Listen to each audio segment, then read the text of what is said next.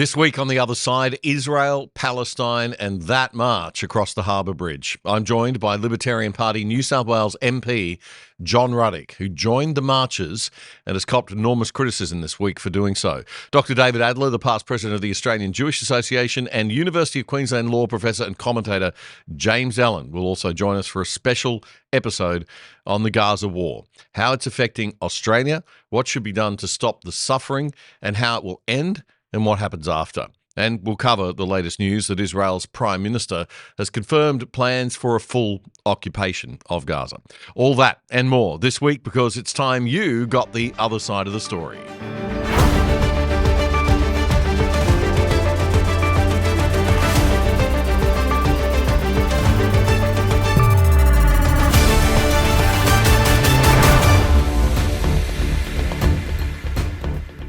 G'day Geelong, g'day Wollongong, g'day Australia. This is episode 421 of The Other Side for the week commencing Friday, August 8, 2025. I'm Damien Coury. The Other Side is your deep dive on the important issues that matter in Australia and that affect us from around the world from a different non-left-wing classical liberal perspective. A new show drops every Friday night at 7 p.m. and clips from our Friday night shows drop throughout the following week, most nights at around 7, so you can watch any way you like. If you like what you see, please do support us. We are a voluntarily viewer-supported show. There are now two ways that you can support us financially. One's to go to our website at othersidetv.com.au and sign up to the exclusive side for less than $5 a month. Or you can now subscribe right on YouTube, if that's where you watch, simply by pressing the join button beside the subscribe button. It's that easy. The QR code at the bottom of the screen will take you to our website. We'll get into the Gaza story soon, but first a check on the other stories of the past 7 days. Former US President Donald Trump is set to meet with Russian President Vladimir Putin in the coming days, according to the Kremlin. The meeting's likely to take place in the United Arab Emirates, the UAE, and it's the most significant diplomatic development in months in the Ukraine war. Donald Trump had previously insisted on including the Ukrainian president Zelensky in any of the talks. Russian officials now say the summit could go ahead with just Trump and Putin. No final word has yet come from Kyiv. This planned summit follows a recent visit to Moscow by Trump's special envoy, Steve Witkoff, who described the discussions as productive. Trump has voiced optimism that the meeting could help end the war, but US officials remain cautious. Secretary of State Marco Rubio has warned that major gaps still exist in any ceasefire proposals. This past week saw the 2025 Garma Festival. If you don't know, the Garma Festival is Australia's largest Indigenous cultural gathering. It ran over 4 days in the northeast Arnhem Land in the Northern Territory. And Prime Minister Anthony Albanese was there, along with lots of Labor, Greens and Teals people, who he acknowledged right after the usual "this is not our country" ceremony at the start. So many of my colleagues who have travelled here as well. We could have a cabinet meeting down the front there. Minister McCarthy, of course. Today, above all, including myself as Minister for Indigenous Affairs. But Ministers Rowland, Plibersek, Clare, Watt, Ayres, Green, Luke Gosling. We have Dorinda Cox, Larissa Waters. We have Julian Lisa, I know, has been here. We see Andrew G. Who else is there? There's quite a few. Kate Chaney. Kate Chaney, the Teal independent there from WA. Lovely. And they're all still grieving the Voice referendum result, determined not to let a little thing like 60% of Australians rejecting neo-Marxist identity politics division get in the way of their plans for much more neo-Marxist identity politics division. Last year there were, of course, tears about the referendum result. But I hope that the presence of such a large delegation from my government is an indication that we have doubled down on our determination to make a difference and find a path forward. A path forward to actually fix problems for Indigenous Australians and all remote Australians who are affected by poverty and suffering from the gap. or a path forward to continue the inefficiencies of the current system, rightly criticised by people who really care about actual outcomes, like Jacinta Price. There was a lot of public service waffle talk about communities becoming economic decision makers, whatever that means. Listen carefully to the language the Prime Minister uses in the next part of his speech. Our government also wants to work with communities as economic decision makers to unlock the true potential of their land and their endeavour, beyond passing transactions to lasting partnerships that create and share wealth. This depends on seizing and owning the opportunities of clean energy and critical minerals in this decade, embracing projects and industries that can power long-term prosperity, delivering the economic sovereignty that is fundamental to self-determination, and securing the future of community-controlled organisations. Delivering the economic sovereignty that is fundamental to self-determination. Brr. Sounds like a special nation within a nation to me. Economic sovereignty. What happened to the Commonwealth of Australia? And securing the future of community control organisations. What does that mean? That sounds like good old commie-style central control.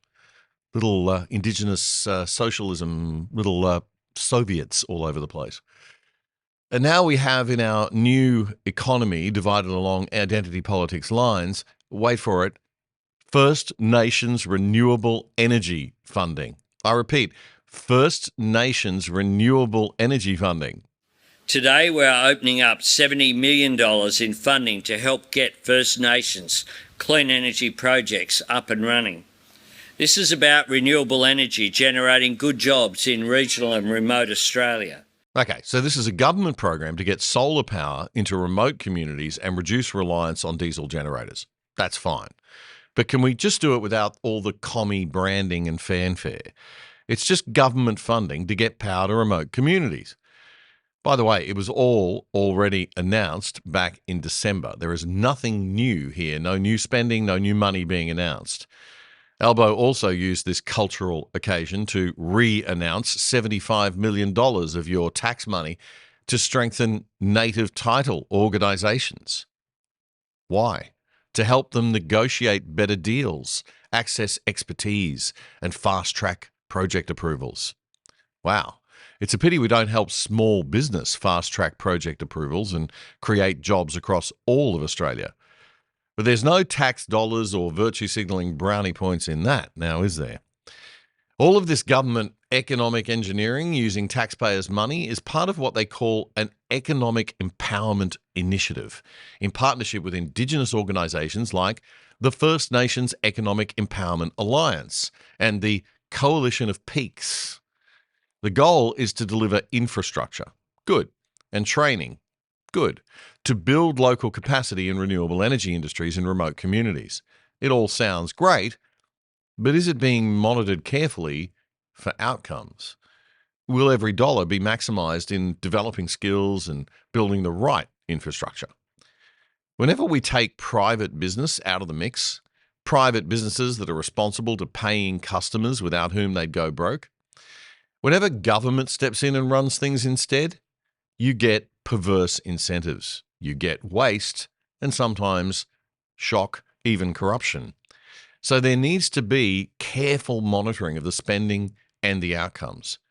Maybe one day we'll get that audit of all the special Indigenous government spending programs that Jacinta Price has been calling for so long. Opposition leader Susan Lee did not attend GAMA 2025. She chose instead to tour the Kimberley region in Western Australia with the new Shadow Indigenous Affairs Minister, Karen Liddle. But she did stand up for the Liberal values of zero identity politics, backing private solutions instead of public ones and small government generally. Okay, well, maybe she didn't. Look, it's not clear. She said that the Prime Minister's announcement was not new, it was symbolic and lacked tangible outcomes, but she then described the $70 million renewable energy funding and the $75 million native title support funding as insufficient. Does this mean she would have spent even more? The Prime Minister flew into Ghana, he gave a set speech, he didn't take questions from journalists, and I don't think that's good enough, and then he left. We do need to see more. We will hold the government to account on this. We won't take a backwards step. $450 million was spent on the referendum. We all have to accept that as Australians. What was announced yesterday was perhaps $150 million that had already been announced before. That I couldn't see a direct connection between that and lives changing. Federal opposition leader Susan Lee speaking to SBS TV there. We've got less than 2 weeks to go now before Treasurer Jim Chalmers and Prime Minister Anthony Albanese's exciting roundtable talkfest on productivity kicks off. It's going to be so great. People sitting around talking about how the country can be more productive. The whole thing's been watered down a bit now, I've got to say, and Jim has weirdly been put in his place, and Albo doesn't seem to be totally on board, and there's a bit of conflict and tension between the two of them. What's the bet that almost nobody will be recommending that the government does less and gets out of the way and adopts a light-touch, laissez-faire approach to regulating our economy for a change? Also known as butting the heck out and letting smart people get on the job of doing the things they know how to do best. Don't hold your breath for anything as scary as that, Australia. Oh no, the government always knows best. As part of the preparation for this great blabfest, the Productivity Commission, yeah, we have one of those, it's been asked to publish 5 interim reports on different matters. It put the second one of these reports out this week. It was on the clean energy revolution, and it found, unsurprisingly, that the net zero transition will cost even more than expected. What a surprise. But guess what it says the solution is? More government intervention. Yep, we need more regulation, government incentives, and carbon pricing if we're going to hit the government's 2050 net zero targets, if we don't want to wreck productivity or cripple the power grid. Now, correct me if I'm wrong, but isn't the Productivity Commission supposed to make recommendations about how to improve productivity, not how to achieve net zero outcomes and recommend more government interventions? What even is the Australian Productivity Commission? And why do we need this endless doubling up of work that the government should be doing itself? We already have a finance department. We already have a treasury. Do we need a Productivity Commission? Well, officially, the Productivity Commission is the Australian government's independent research and advisory body responsible for offering evidence-based analysis to boost the welfare of Australians. It was established in 1998, merging the Industry Commission, the Bureau of Industry Economics, and the Economic Planning Advisory Commission. Are you bored yet? It operates as an arm's-length body within the Treasury Department, and it's supposed to apply tough economic analysis to policy. It's so effective, we need to have a roundtable to do its job for it. But the recommendations in this particular report include giving more power to the Climate Change Authority to evaluate government policies to see if they're doing enough to meet climate objectives, putting stricter environmental standards into existing planning laws, fast-tracking energy transition projects, and expanding the government's clampdown on companies that are deemed to be heavy emitters. Environment Minister Chris Bowen is going to love all this. This is a total endorsement of his and Albo's renewable energy approach. It is not evidence-based objective analysis. It is ideologically driven analysis. And it sounds to me like the Productivity Commission has gone a little political, which would also make me question whether it's outlived its usefulness as an independent research outfit. It costs taxpayers $42 million a year. It employs 182 public servants. It doesn't sound very productive to me. Well, it seems we really don't have free speech in Australia anymore. Misgendering someone could land you in court, and the process is the punishment, remember. This week, the Tickle versus Giggle case was back in the federal court, and it's anything but a laughing matter. The case involves this transgender woman, Roxanne Tickle, I don't want to face court action in Australia for misgendering her, taking action against an app called Giggle for Girls, which was supposed to be an app for girls. And they didn't let this lady join. Roxanne's lawyer says the app founder, Sal Grover, should have to pay hefty damages because she misgendered her in media interviews. The Australian newspaper noted this week that if the submission is accepted, then it would have far-reaching implications for free speech. It's going to affect all of us. Ms. Tickle's lawyers argued that Ms. Grover's description of Ms. Tickle as a man in at least 50 news interviews should make her liable for significant aggravated damages. The whole thing was back in court because you may recall that Sal Grover lost the case a while back and now she's appealing that loss.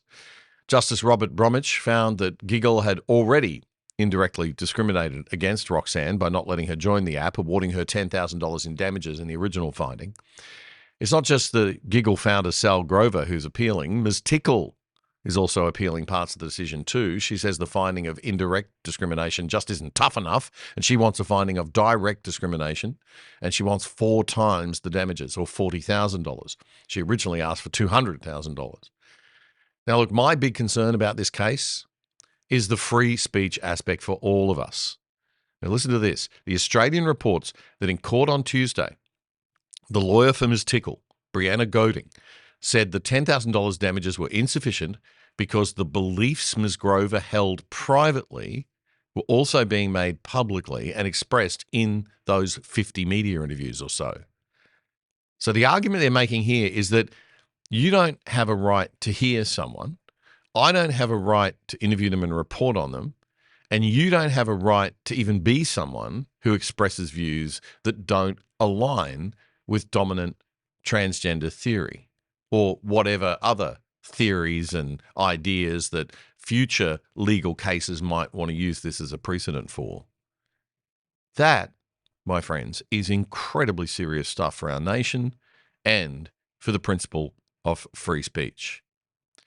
There was evidence that Ms. Grover had participated in some 50 interviews in relation to this case, and in each of those she used the male pronoun for Ms. Tickle, and that on at least 10 occasions she referred to being scared or threatened or harassed by Ms. Tickle, Ms. Goding said. Ms. Grover's conduct, quote, has at the very least been seriously aggravating and has caused Ms. Tickle injured feelings, Ms. Goding said. The aggravation and injured feelings have mounted up blow by blow. Wow. Okay. We'll see how that plays out in due course. If you like The Other Side, one of the best ways you can support us is by signing up for the products of our sponsors. And one of our best sponsors is PIA VPN, the virtual private network that stops people spying on your internet activity. It'll keep you and your family truly safe from the prying eyes of big governments and corporations without slowing down your internet speeds. And you can watch Netflix or other streaming services using your regular accounts with them as if you're viewing from any country in the world.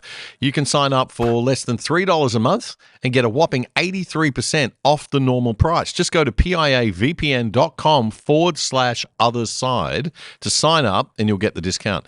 And you'll get more info on those special deals if you check it out. That's piavpn.com/otherside.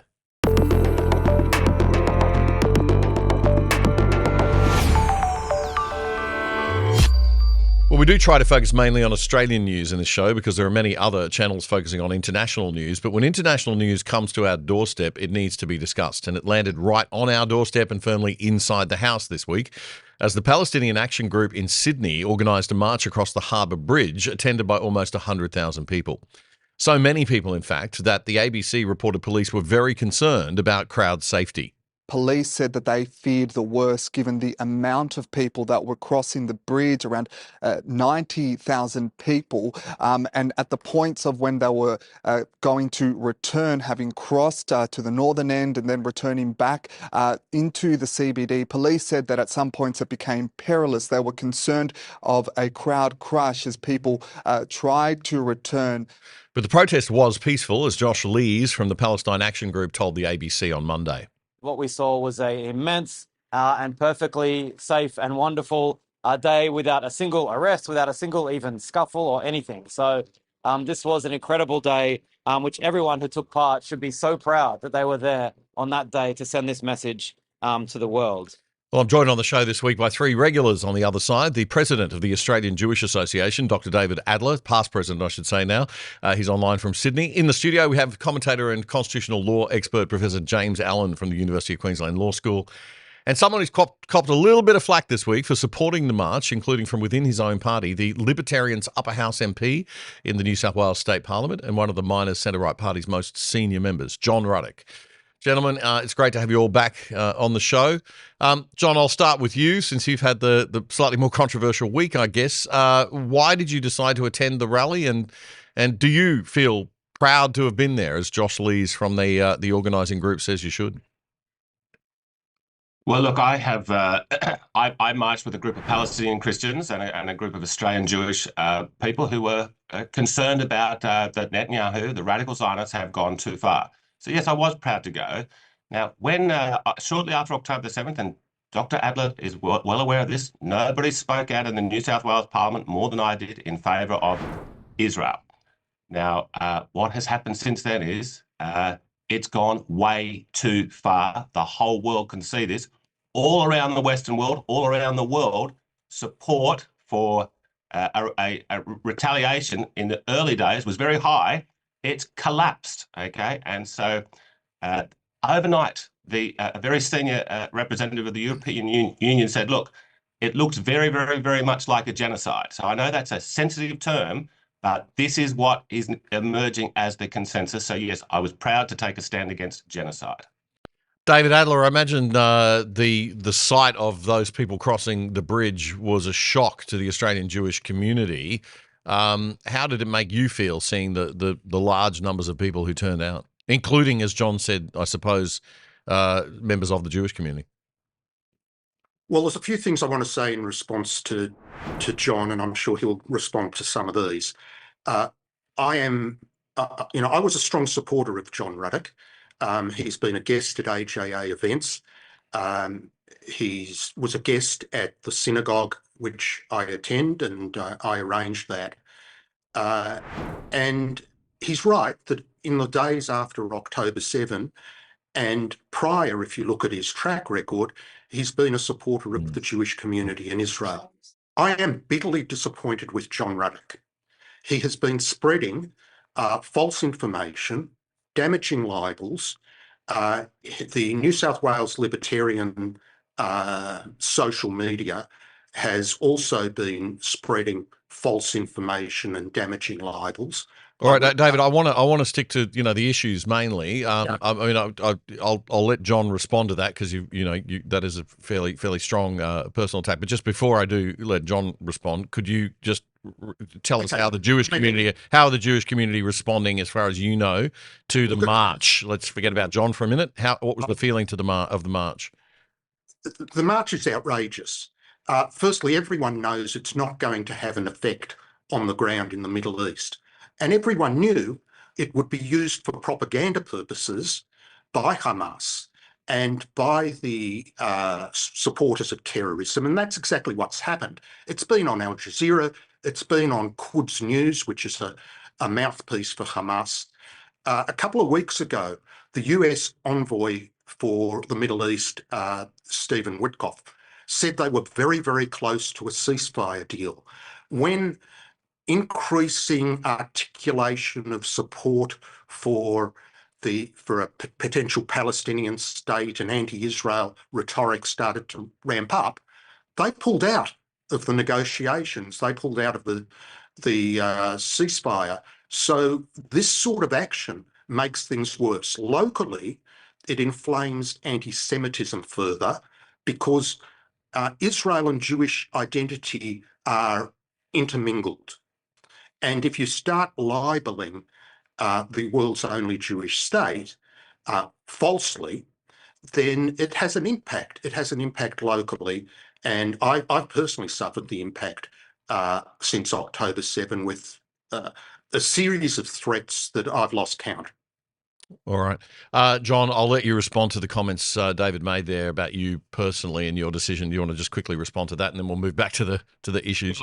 David says it's outrageous that a state MP is speaking out about this issue. Well, He was very happy for me to speak out because we used to talk every day for a couple of weeks after October the 7th.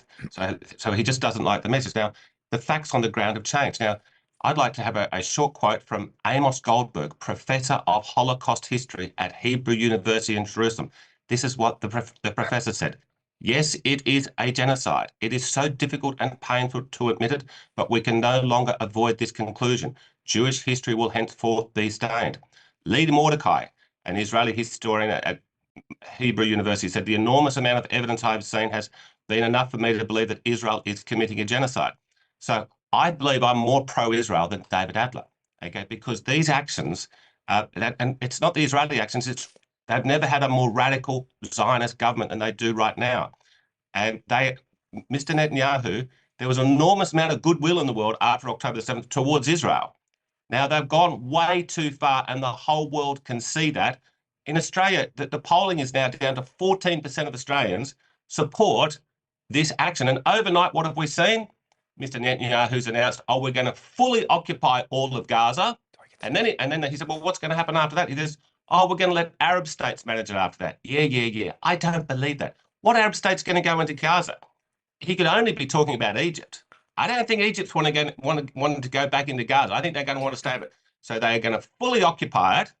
This is not going to help the Jewish cause or the Israeli cause around the world. And I'm begging them to moderate things and try to get the poor old Palestinians on their feet rather than trying to push them out, which is clearly the agenda. Okay, Professor Allan, you've written an article for The Spectator magazine this week, which takes us back to sort of grassroots fundamentals of how all this began. What's your take? I'd say three things, but firstly, John and I have agreed on a lot in the past. I'm a small government guy. I don't really like government overreach. I agreed about the horrors of the lockdown during COVID. During COVID, you'll notice that John didn't pay any attention to what the EU was doing. He didn't pay any attention to what the UN, WHO was saying. Basically, sorry, John, I think you're full of crap on this one, and I think you made a terrible error. So basically, my view is there's two issues. One's a free speech issue. Now, I'm perfectly happy for people to say this march should go ahead on free speech grounds. Back when the American Civil Liberties Union was actually in favor of free speech, they actually supported a group of neo-Nazis who marched through a Holocaust area of Illinois. It's called Skokie. But you know what the ACLU didn't do? They didn't march with them. What they did was they said, on principle, we believe that we should be able to have these protests. Fine. I have no problem with that. It's quite a different thing to go and march with the people who organized things right after October 7th. If your defense is this is what the EU thinks, or your defense is this is what the UN thinks, and remember the UN has had more resolutions against Israel for being rights infringing than every other country on earth put together. The UN thinks the worst place on earth to be a woman is Israel. The UN has zero credibility, and neither does the EU, to be frankly. And John's wrong that Israel has the only country that matters to Israel right now is the US, and they certainly have not lost Marco Rubio. They have not lost President Trump. And, selective polling is collapsing because of this issue. President Trump's polling is not collapsing. John, you're garbage. Have you looked at Rasmussen, which is the most accurate poll before the last election? You have become someone who sounds like the ABC. So look, on the substantive merits of this, if you go and march with a bunch of people who really, some of them I wouldn't be seen dead with. Oh, there really were some revolting Now, people you there. can say I was in a little pocket of the march with a few people that, are tolerable. That's fine. I don't care who goes in march. I personally think there's an argument just on you should not be closing the Harbor Bridge for any group. So I would have been all for the freedom marches in Canada during COVID or the anti-lockdown, but I wouldn't have closed the Sydney Harbor Bridge. Well, it's ridiculous. Can I just point something out? Yeah, there's no need to close a bridge, and we're getting they're thinking about they're trying to do it in Brisbane again in the next couple of weeks. We don't need to close bridges. We can have lanes closed. They can march in certain lanes and on the footpath, and we can keep the bridge open. So I don't know what the heck's going on there. There wasn't a single judge in the entire world for 2.5 years of COVID who used a Bill of Rights or any legal provision to undo any of the civil liberties infringements. But you get a bunch of people who want to basically say some pretty vile things and march against Israel, and you can override the elected government of the New South Wales and go to a judge. I mean, it's another example of judicial overreach, judicial activism. You know, we have big problems in this country right now with judges who think they're philosopher kings, and they've read the latest EU release or something. So even on democratic grounds, the government of New South Wales should be deciding where marches are, not some two-bit puffed up someone representing the lawyerly caste. All right. Now, John, we did have people like Senator Maureen Faruqi, Julian Assange, Craig Foster, one of the most left-wing commentators in our country, marching in front of a picture of Iran's Ayatollah Khomeini, which sort of says it all. And I appreciate your saying that you were marching with a group of people. And I do believe that you were marching on the basis of what you believe is the underlying issue. Yes. And you have every right to do that. The question I just want to ask every one of you as we wrap up this first segment, do you think that this crowd represented the way that most Australians feel, or do you think it was 90,000 people who don't represent the other 27 million of us? John, the polling is very, very clear. The polling is very, very clear. The Australian public is overwhelmingly in favour of what the message that was on the Sydney Harbour Bridge last Sunday. There's no dispute. Okay, David. It depends which message you measure. Stopping the war, stopping the suffering. Stop a war. But there were a lot of other messages there. No. Abolish Australia, chanting for an intifada, which is a chant. No, you weren't there, David. You weren't there. We had people there, Oh, yeah. as we usually do. When I went to the COVID marches, I don't think anyone else here. Excuse me, I'm trying to give my answer, John. I'm not another Yemeni, and I'm not going to interrupt every word you say. Thank you. So we need this courtesy to both sides. Yes. And chanting for an intifada. And John did more than march with this sort of obnoxious group with a set of obnoxious messages. And there might have been some who had a good message. But he also shared on his social media content from one of the worst, a person called Syrian Girl, who, amongst other things, denied the rapes of October 7 by saying the thing that irks her most is how... Well, that's not what I said. Pardon? That is not what I shared. That's not what you said. It's what she said. I was interviewing... It's what she said. And it took an interview of me talking to a Palestinian Christian leader. And you're trying to give the viewers the impression that I'm shared something about what she said about rape or something. No, I'm saying this is the sort of person that you're now sourcing for information, John, and it's nuts. I mean, you have become a useful idiot for the worst. I think I'm more pro-Israel than you. I think you're hurting Israel. I think Netanyahu. All right, okay, gentlemen. I'm just going to go to Professor Allan on that question. Do you think that this group represents the people? It ill becomes John to say what determines this is polling. He's a member of the Libertarian Party. They don't ever poll over 4%. You either believe in a point of view, or if your last recourse is, well, I'm just going to go with what the polls say. Well, the polls say that Australians are in favor of net zero. Idiotic position. And actually, when you have sophisticated polling and you tell them what the net zero costs, the polls flip. You know, so John cites some amorphous motherhood apple pie statement of, do you want to live in a nice world where no one's at war? It's idiotic to cite the polling on this, John, to be honest. I don't know what's happened to you on this issue. If I were you, John, I would apologize and try to resurrect your position. All right. Okay. I'll give you just a few seconds, John, to respond to that, to be fair, and then we better take a break, and we'll come back, and I want to get into some of the deeper issues, and also we'll hear some of the cases for some of the case against Israel, some of the ideas that have been thrown around just to balance things. So, John, just a quick few seconds, and then we'll take a quick break. Damien, thank you for being a fair host. Now, your question was, did the Bridge March represent public opinion? We were asking about public opinion, so I quoted polling. Now, that's not why I changed my mind, but for James Allan then say it was idiotic to refer to polling, I was answering your question. All right. We'll come back in just a moment. The other side, we have our special guest here, and we're discussing the Bridge March last weekend over Gaza. The Other Side with Damien Coorey is Australia's best independent news commentary show, bringing you up to speed and diving deep on the issues that matter most in around an hour. so you don't miss a thing. Subscribe now to our YouTube channel at Other Side Oz by clicking the button and the bell below the picture frame. And follow us on X now at Other Side Oz. That's AUS at Other Side Oz. It's free. This is The Other Side. It was no coincidence that the Palestine Action Group, who organised last weekend's march across the Sydney Harbour Bridge, knew what they were doing from a global PR perspective. The bridge is an iconic symbol of Australia, and the intention was to get that image blasted all over the world. Now, it didn't really get that much coverage, to be honest. There's too many other angles to this story that are much more important for a protest in Australia to be of much interest to the wider world. But it did get a response from Israel's Foreign Minister, Gideon Sa'ar, who posted this on X. The distorted alliance between the radical left and fundamentalist Islam is sadly dragging the West towards the sidelines of history. Radical protesters at Sydney Harbour Bridge today holding an image of Iran's supreme leader is the picture.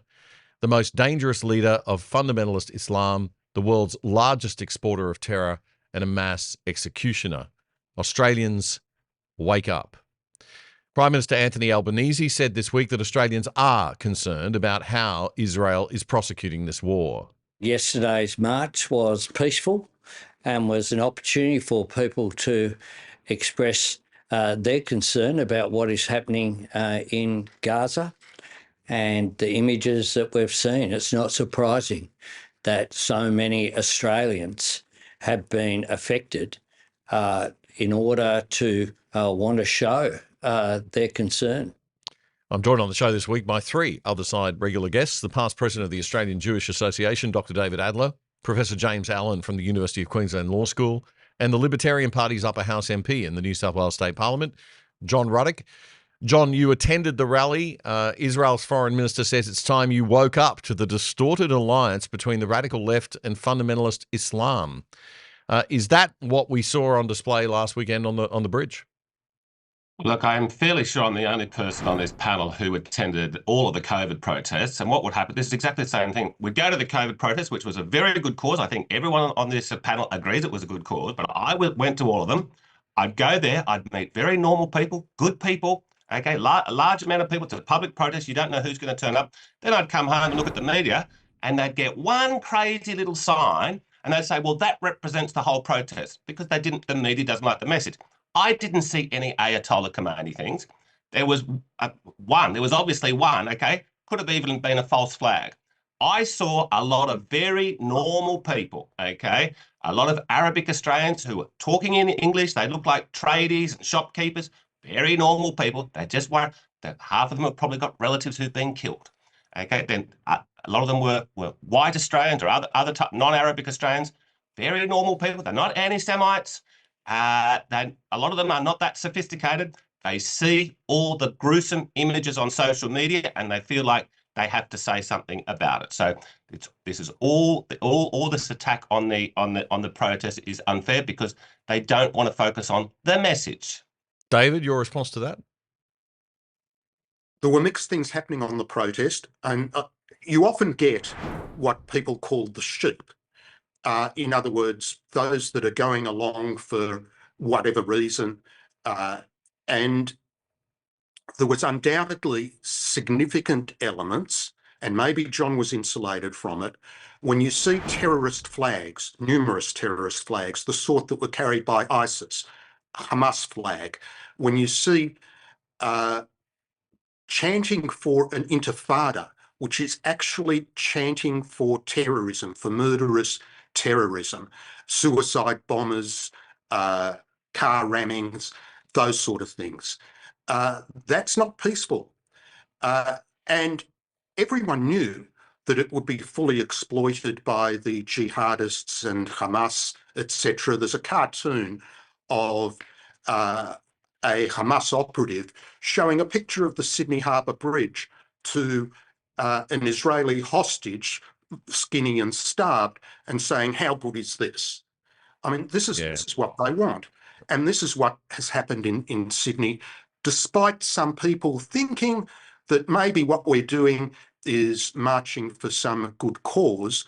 If you think that, you're naive at best, and What useful. frustrates me a little bit is that the idea of this being branded as a humanitarian march, and it's this overly simplistic thing. Oh, I saw some sad pictures on TV, therefore, I'm going to go and march about it. I understand that. I mean, you want to show your sympathies and you're concerned, but I think a lot of people who were marching were not thinking deeply about the other side of the issue, which is, well, what would you do if you were Israel?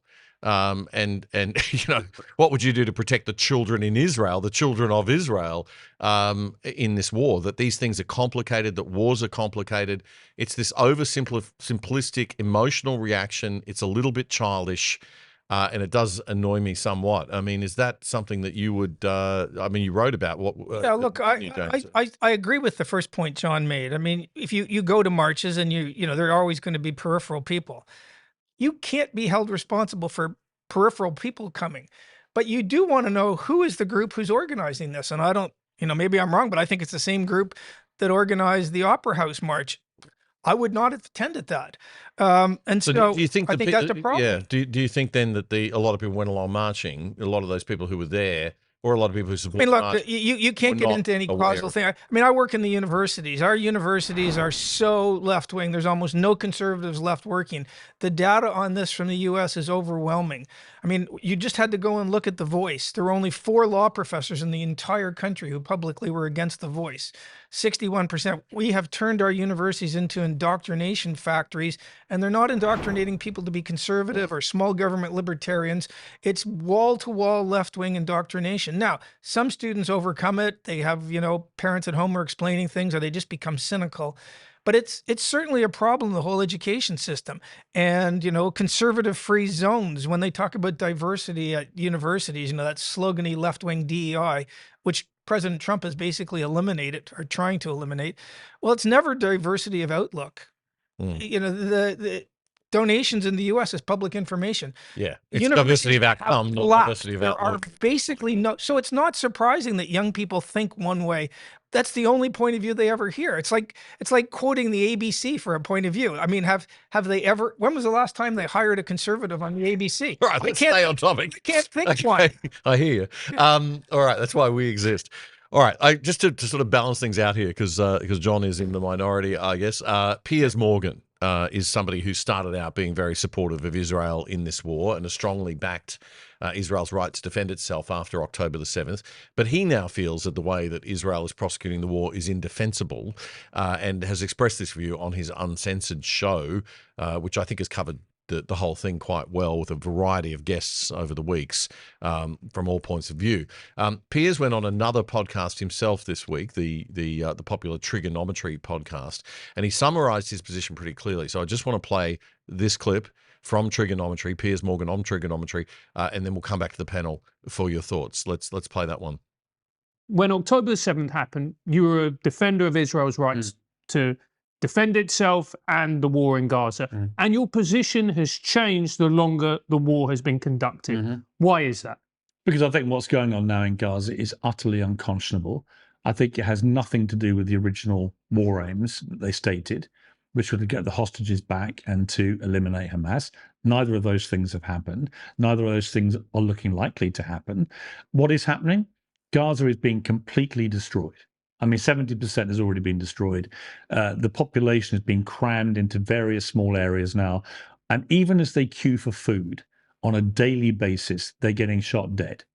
And the IDF, every time it's 20, 30, 40 people queuing desperately for food, all they say is, A, we're giving them loads of food. So why are thousands of people stampeding for food if they're so overfed?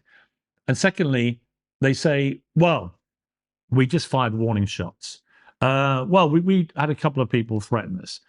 We've launched an inquiry. We're doing an investigation. It's a familiar pattern. I got all the answers to all of these incidents at the aid queues, and it was very damning when I read it out to one of the pro-Israeli guests I had. So I think that you should believe people when they say what their intent is. Smotrich in the Israeli government, incredibly far right. Along with Ben-Gvir. And I think Netanyahu's gone this way too. He's been influenced by them in a very, very damaging way. I think that he said about 3 weeks ago that the plan was to cleanse Gaza of all Palestinians, right? That's clearly what they're trying to do now. That's a war crime. That's ethnic cleansing.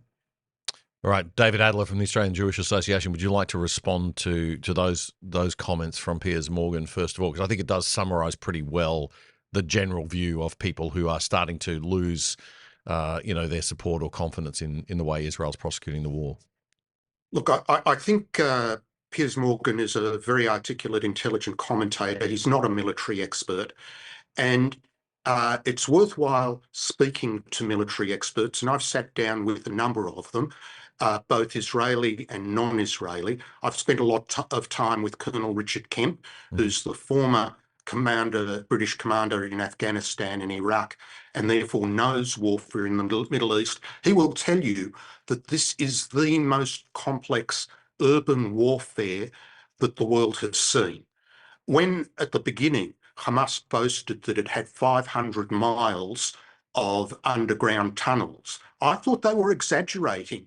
I thought that maybe there was 50 miles, and they were exaggerating tenfold. It turns out that those claims underestimated the sophistication and breadth. So when you see a lot of the destruction in certain areas, it is in part, and sometimes in large part, the result of blowing up underground tunnels. Okay. Now, it's estimated that the 60 to 70,000 deaths, maybe about 30,000 of those are Hamas operatives. And so the civilian to combatant ratio of casualties is the lowest that has ever been achieved in complex urban warfare in the world. This will be studied in future military academies on how to minimise civilian death in urban warfare. So there's a lot that can be said about this, and I understand why Israel is being criticised a lot. And frankly, I've been critical of some of the aspects of the operation.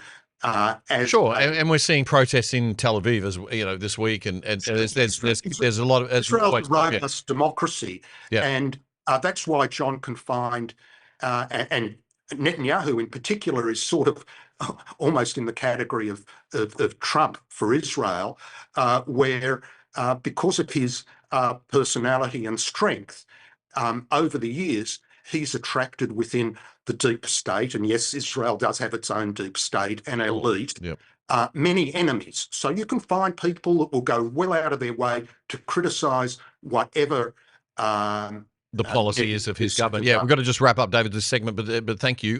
We'll take a break. We'll come back. We're going to talk more about this when we come back on the other side.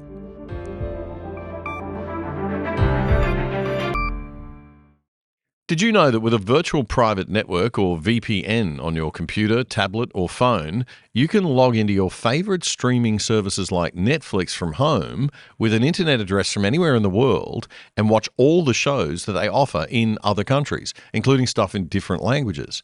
And using a VPN to route all your internet traffic through a third-party server means that big corporations and big government can't spy on you. If you sign up now with private internet access, we think they're the best VPN servers out there. As a viewer of The Other Side, you can get 83% off the price of your subscription and get online for less than $3 a month. Check it out right now. Go to piavpn.com/otherside. That's piavpn.com/otherside. It's a great service, a rock bottom price, and supporting our sponsor, you are helping to keep The Other Side going and growing.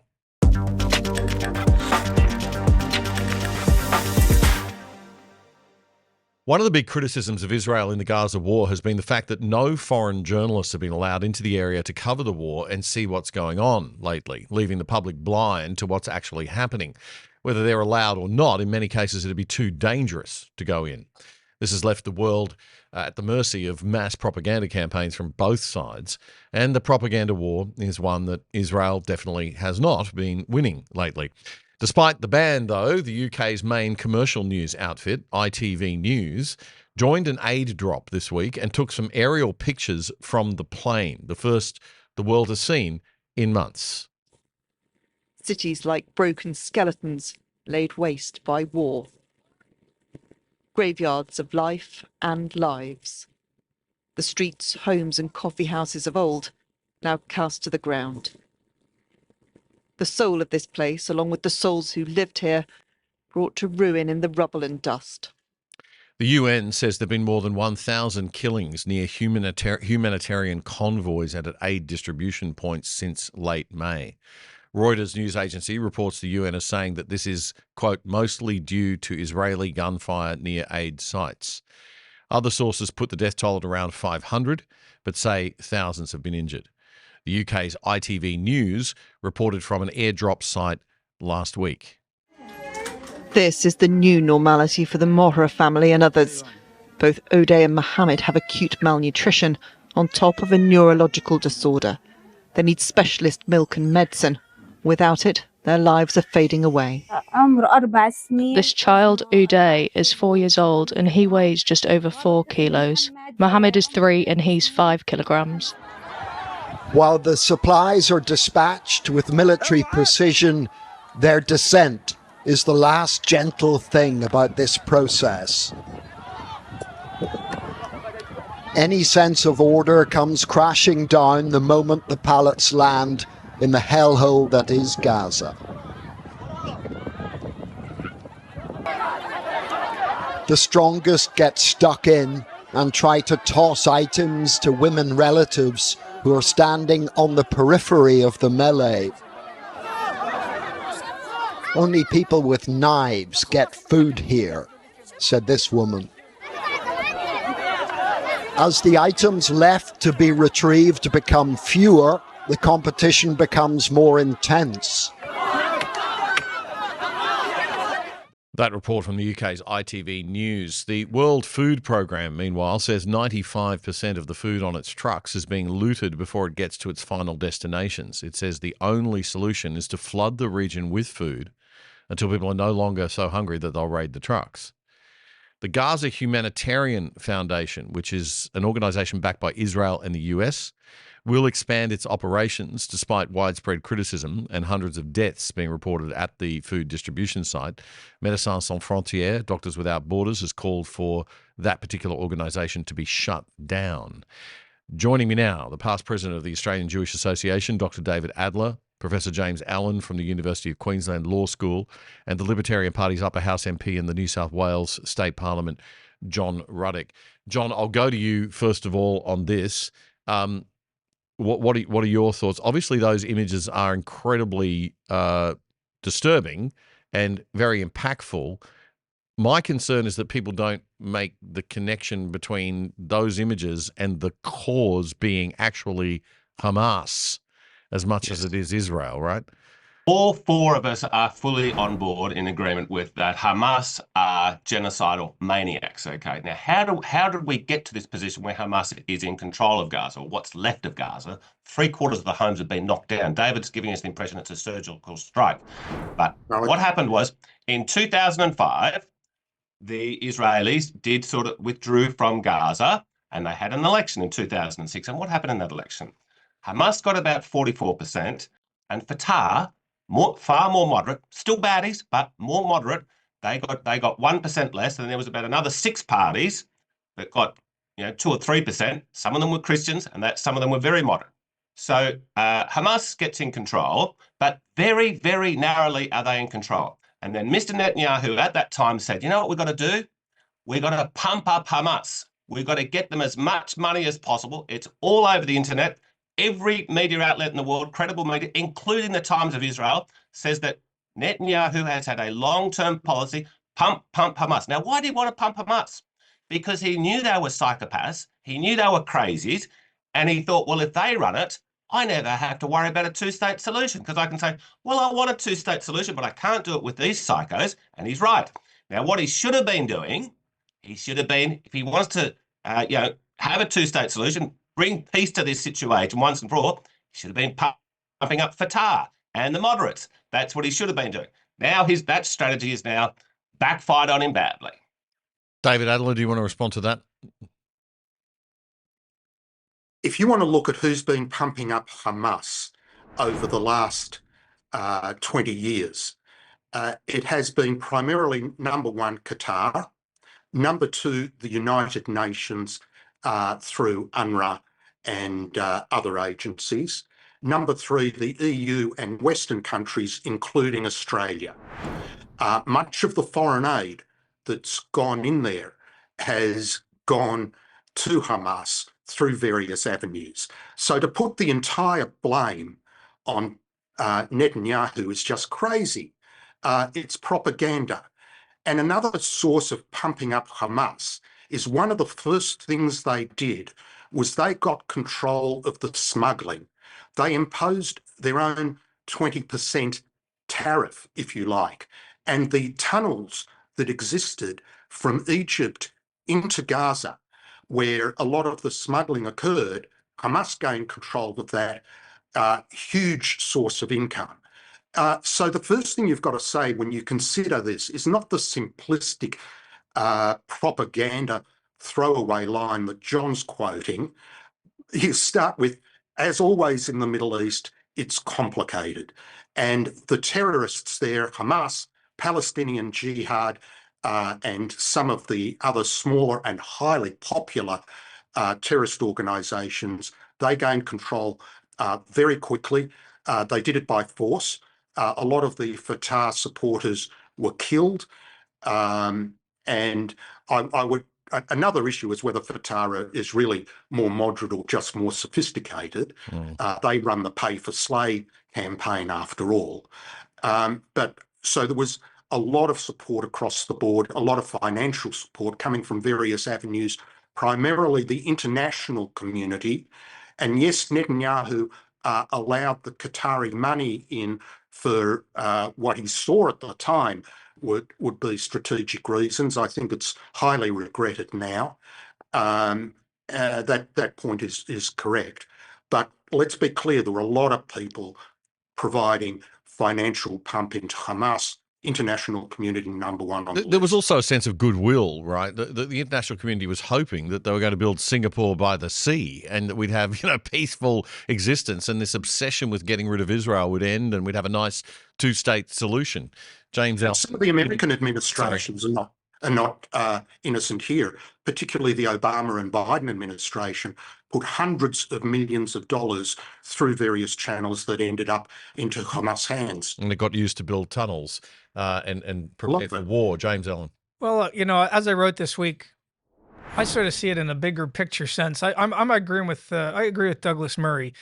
When you have been attacked and your country or your people seriously attacked, well, as he says, wars have consequences. And if you go back to World War II, after the Nazis bombed London, when we got the upper hand as allies, we flattened Dresden. We didn't worry about civilians. We completely flattened them.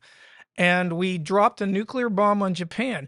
I mean, these are hard things, but war is hard. And I tend to agree that the way Israel's approaching this is in a way more moderate way than we handled World War II. I mean, at some point, you're in it to win. And if you're not in it to win, you shouldn't be in wars. That's why most of the wars, the recent wars in the Middle East or Vietnam, they were bad wars, because if you fight and you're not prepared to win, you shouldn't be fighting. And I think Donald Trump's right about that. My concern is that people watch the pictures on television and they have an immediate emotional reaction and they don't put it into context. Every nice person who sees these photos is going to. But in World War II, we weren't providing food aid for Germans. In World War II, we weren't providing food aid for our enemies. And this is a recent remarkable thing. Now, it's probably a good thing, but it's very hard to fight a war when the other side is parking its troops in hospitals and in schools and in mosques. I mean, does that persuade you, John Ruddick? Does that persuade you at all to sort of sit back and think, well, hang on a minute, there's more to this? Have a think about that. I'm just going to play a clip and then we'll come back another clip because I want to be balanced here. We've shown the images from one side, the sort of the message or propaganda, if you like, from one side. The propaganda or message or pictures that we're seeing from the other side now deserve a bit of airing. These images were released, interestingly, by Hamas, actually, of one of the hostages this week, but it sort of backfired a bit. Here's the UK's ITV again. Have a look at this. Eli David is also impatient to see this war over, as he fears time is running out for his hostage brother. At the weekend, Hamas released these images of the emaciated Eviatar At one point, he's digging his own grave. Back in February, Hamas featured Eviatar in another cruel propaganda video as they forced him and a fellow captive to watch several hostages being set free. We thought that's the peak of cruelty, the peak of emotional torture. And then 2 days ago, we get that absurd, twisted video of my brother being a human skeleton, barely alive, barely able to speak, barely able to move. So, John, what should Israel do? How do you prosecute a war in a way that's going to please everybody? I mean, it's a war. You know, and they didn't start it, to be fair. Well, look, you don't really understand this issue unless you know what happened in the 1920s, the 1930s, and the 1940s. Now, the radical Zionists hate talking about history, but it's really important to know how we got to this point. Now, James Allan is a very smart guy. He's an Anglophile. I bet he doesn't know that in 1946, the radical element of the Zionists tried to blow up the British cabinet. They sent letter bombs. I do know that, actually. I've been to Israel, John, and I also know that every time they had a deal between the Arab world and the Israelis, the Arab world attacked Israel and Israel became bigger. So the original piece of the pie, Israel was smaller. Then you have the 67 war, the 73 war. Every time they were offered a deal, as what was the line? The deal that Clinton got for Arafat, it will never be on the table again. They turned it down. So I'm not sure how you think this is going to come to an end. You seem to think that we'll get the EU involved, we'll get the UN involved. Someone will play Kumbaya in the background, we'll hold hands, and it'll all come to an end, John. I don't see what your solution. Peace deals have worked in the past. Now, where have they worked? War, well, the Sinai used to be part of Israel, didn't it? Yeah. But then the Israeli peace faction sat down with Mr. Sadat in Egypt, and they said, look, let's do a peace deal, and you can have the Sinai back. They signed that. That's held for 50 years, through everything. They even had the Muslim Brotherhood running Egypt for a little while. It's still held during that. The Jordanian peace deal is held. The Abraham Accords have held. So now who does these peace deals? The moderate faction, the anti-Netanyahu faction, when they run Israel. Correction there. Netanyahu did the Abraham Accords. Okay, good point. Yes, okay. But there was no land concession there. But yeah, sorry, I apologize. That's a good point, David. But look, my point is, look, there can be positive progress. Now, these things aren't going to happen overnight. We need to take small steps of confidence building, but it can work. I hope that the whole Middle East can be.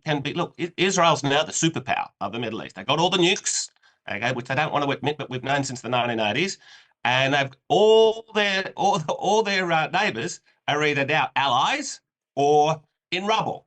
So they're the superpower. So now they should be using that power to say, look, how can we have a great Middle East for the next 100 years? That's what they should be thinking. Well, actually, where I might agree with John is I always think it's a mistake. I think it was a mistake what Bush did and what Cameron did and Obama. I mean, I would never take out a secular, thuggish, authoritarian leader to put in religious zealots. It was a mistake in Libya. It was a mistake in Syria, in my view, and I still don't know why George W. Bush attacked Iraq. They weren't the ones who undertook 9/11. It was actually Saudi Arabia who had 9 of the 13 bombs. So I don't really understand what the Bush years right through to Trump years were doing. In fact, that's one of the reasons Trump became president, because he just could not. He said, "Why are we fighting wars in these places where we're not trying to win? We're getting killed and we leave the place worse." I mean, I think Syria is worse now than it was under Assad, and I think Libya is worse. This is crazy, right? So I don't disagree that we've made some bad choices, but I just still don't think that, I don't know how you would have conducted this if you were Israel.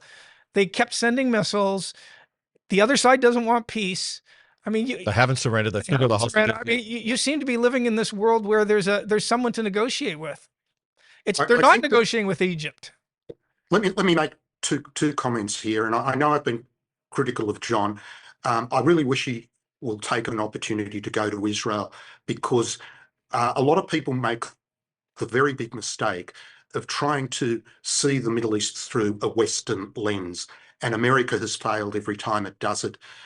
When you're dealing with Islamic jihad. It is a completely different set of values. Mothers boast that they have a large number of children in order to be able to provide martyrs to sacrifice for Allah. So, I mean, this is an ideology.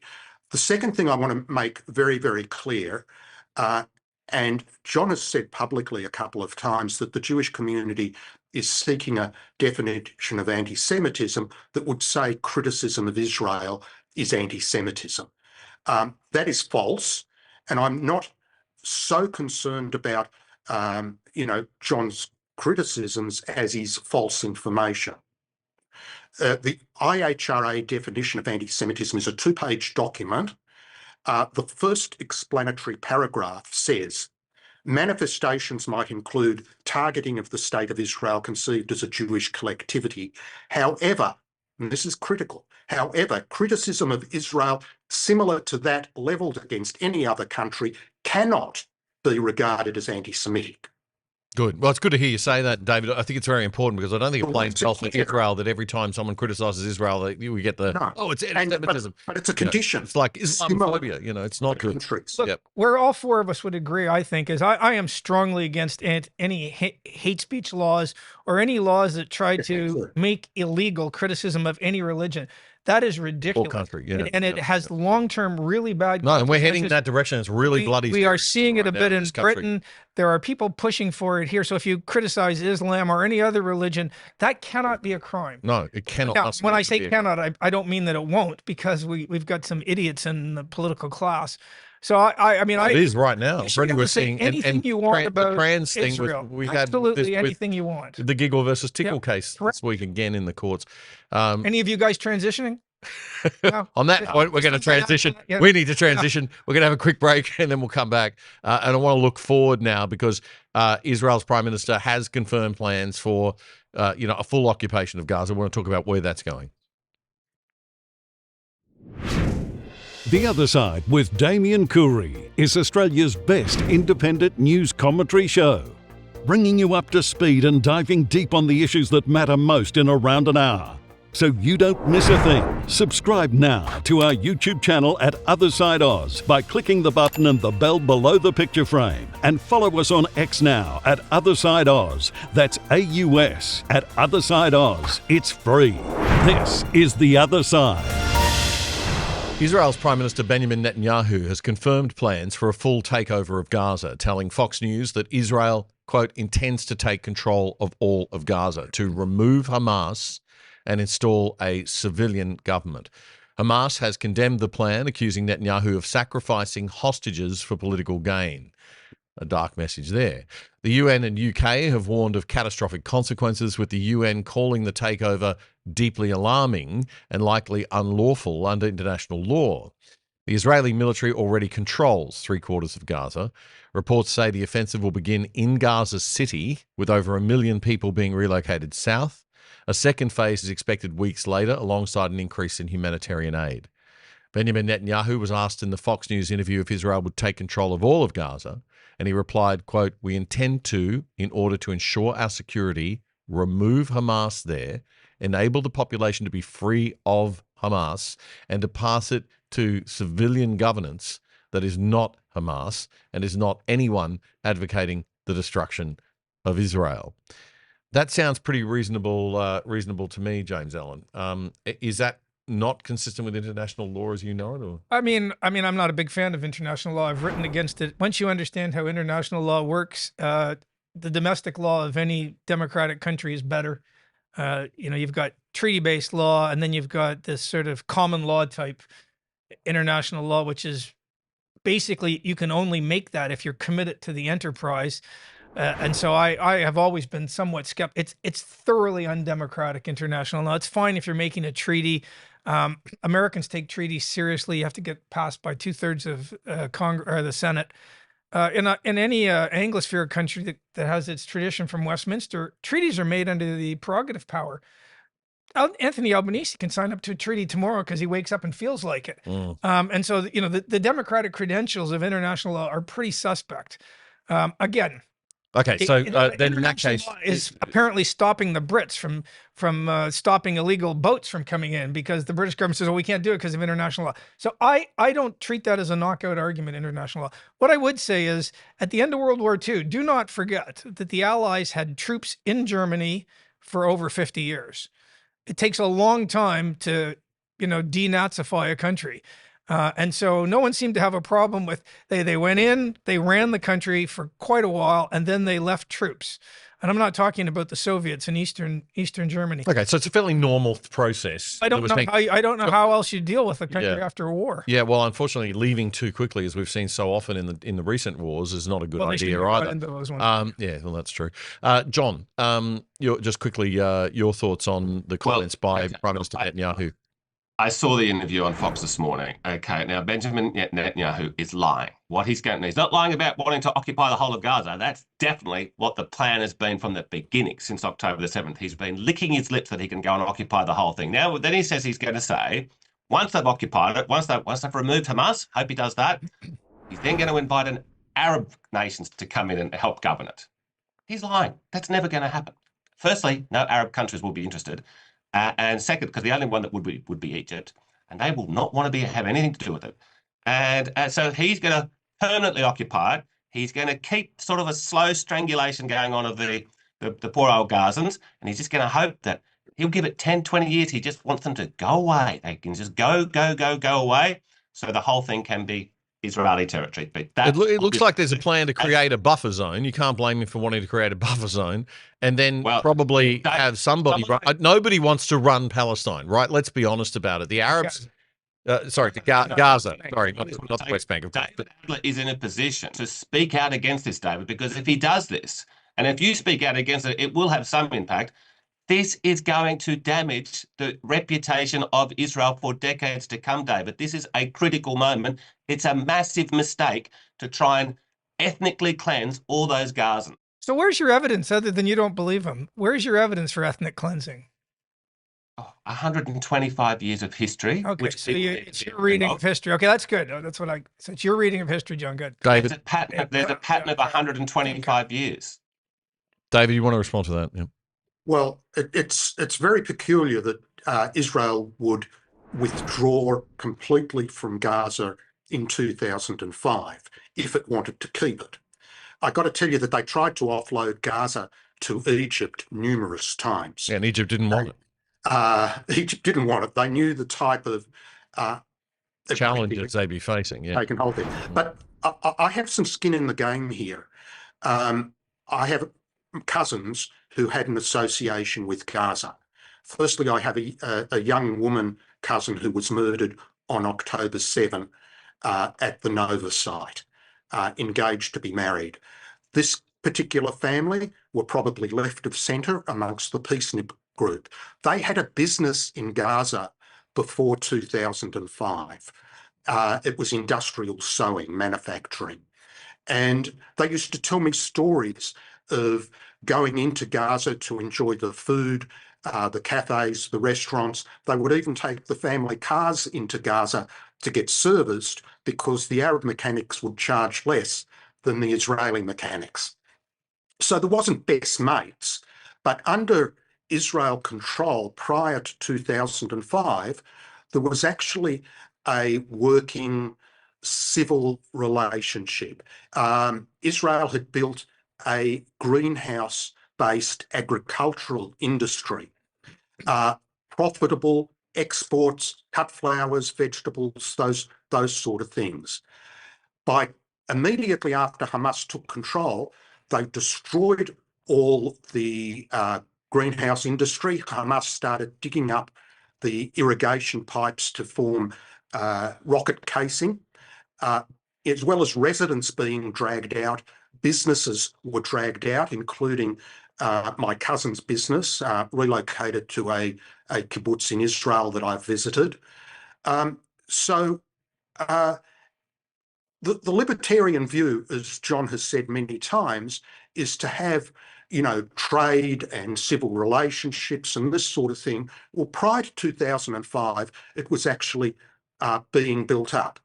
I don't know what's in Bibi Netanyahu's mind. I'm not close enough But what I do know, having met with and spoken to a number of members of the Knesset as recently as March this year, is there is no way on earth that Israel will countenance an ongoing security risk out of Gaza.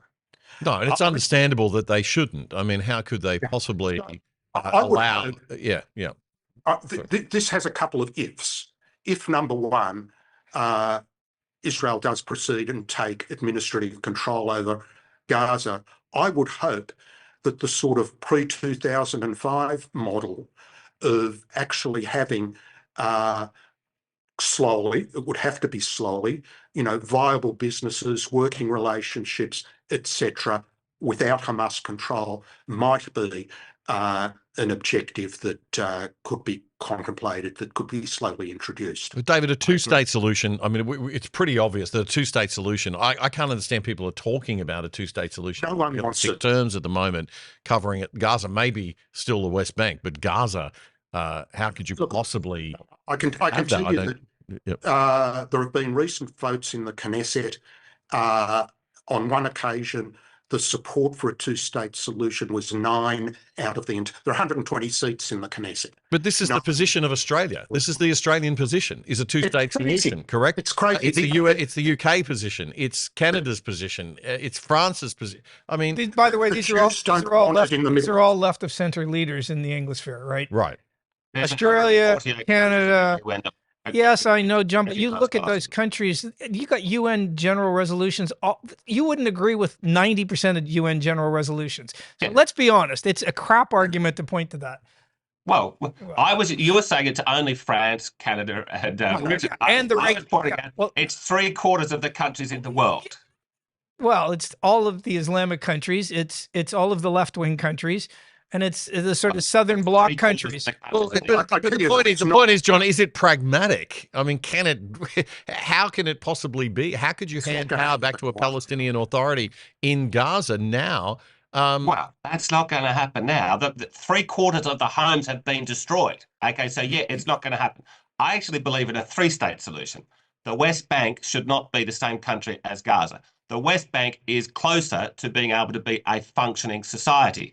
Now, what people don't know is while all the focus has been on Gaza, in May this year, we had more settlers illegally going into the West Bank, Israeli settlers going in there, than has happened since the 1970s. It's still and it's not like bombs are coming over from the West Bank, but they're still moving in there. But the West Bank is a viable country. It should be its own little country with lots of, they probably can't acquire weapons, whatever, but slowly but surely it can happen. Then when we prove it can happen in the West Bank, well, I hope what David Adler just said is right. I very much hope that they've got to go in and occupy it now. There's no choice now, and then do what they were the experience that he was describing before with his relatives there. I'm sure it's very accurate that's what it was like before 2005. So we'd have to have sort of 10 years of that. Get rid of Hamas. I hope David's right. I very much fear that ain't Bibi's plan. He wants to strangle them. So they all just somehow go away. But I hope David's right. And then we could have, it would be 10, 15 years away. Gaza can be its own country as well. All right. Very quick response, David. Then we do have to wrap up, but very quick. There are some people talking population movements. That's true. It was introduced by Donald Trump. I mean, the way Pakistan was created was through a large population movement to separate the Muslims and the Hindus. And there are a number of historical precedents. I mean, that's above my pay grade. But there are a lot of experienced people looking at solutions. Israel's a robust democracy. It'll be debated out. But security is clearly now and will be for the foreseeable future the number one priority. Yeah, and let's not forget October 7, and there needs to be some. I think certain privileges are gone now, given what happened on that particular. But just one final comment: the people on the ground, there are very, very few on any side that wants this fictitious two-state delusion. For a whole variety of reasons and different reasons. The vast majority of Jews don't want it, and the vast majority of Arabs in Gaza and in Judea and Samaria, which is wrongly called the West Bank, they don't want it either. And the Arabs that are citizens of Israel, and don't forget that Israel has 20% Arabs, they don't want it either, because they see that the benefits of living under a democratic governance of Israel, although it's, not without its problems, is way superior. I mean, they've got many choices, but they choose to stay in Israel. So it only exists in the deluded minds of some Western leaders and those that are anti-Israel. All right. Well, gentlemen, thank you. We have to wrap up, David. Sorry to cut you off, but we do have to wrap up. We are out of time. And I thank you all very, very much for joining us and for this thank you, Dave. Vigorous discussion. It's been a very healthy episode, I think, to sort of talk these things through in a fairly civilized way. So thank you also, John and James, for your time as well. And that's all for this episode of The Other Side, your analysis of the best news and commentary without the woke. We will see you next Friday night, and clips from this show will be dropping throughout the week as usual every night on our YouTube and Rumble channels. If you do like what you see, if you like what we're doing, please do support us. We are a voluntarily viewer-supported show, and there are now 2 ways to support us financially. One's to go to our website at othersidetv.com.au and sign up to the exclusive side for less than $5 a month. Or you can now subscribe right on YouTube, if that's where you watch the show, by simply pressing the join button beside the subscribe button down below. It's that easy. To get to our website, you can also use the QR code at the bottom of the screen. It's all your call. I'm Damien Curry. We'll see you next week. Bye for now.